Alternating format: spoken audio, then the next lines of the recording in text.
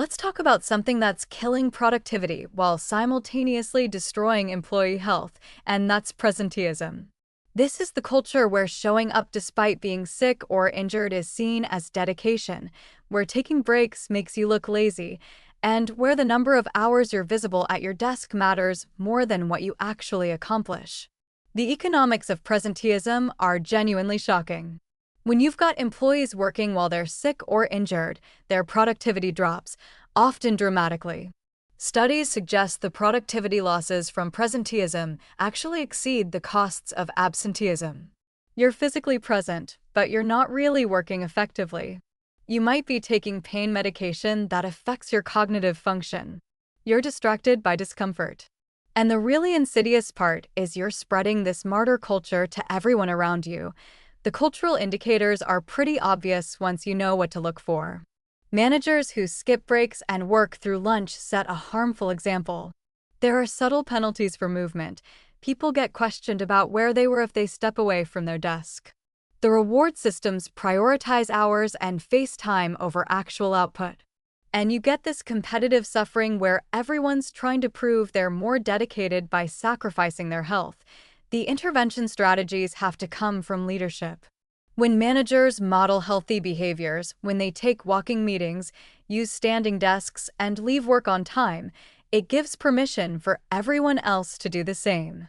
You need explicit policies that allow and encourage movement breaks, not just in the employee handbook, but in actual practice.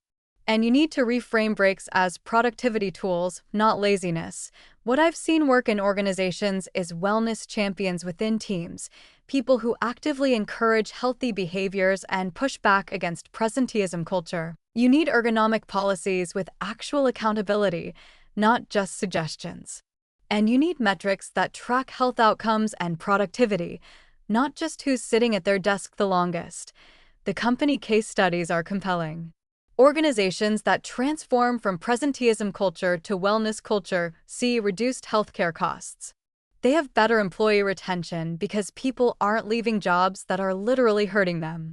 And here's the paradox. They often see higher productivity when breaks are normalized because people are actually working effectively when they're at their desks.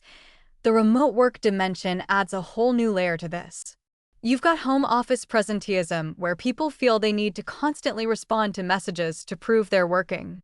You lose the natural movement cues from an office environment, things like walking to meetings or getting lunch. And without clear boundaries, work expands to fill all available time. What really concerns me is how this culture harms the people who can least afford it. Lower-wage workers often can't risk being seen as less dedicated. They don't have the flexibility to push back against presenteeism expectations. So you get health disparities compounding economic disparities. The shift we need is from rewarding hours to rewarding outcomes. From individual responsibility for health to organizational accountability for creating healthy work environments. From seeing breaks as lost productivity to understanding they're essential for sustained high performance. This isn't just good for workers. It's good for business. But it requires leadership commitment and cultural change that goes beyond putting a ping pong table in the break room.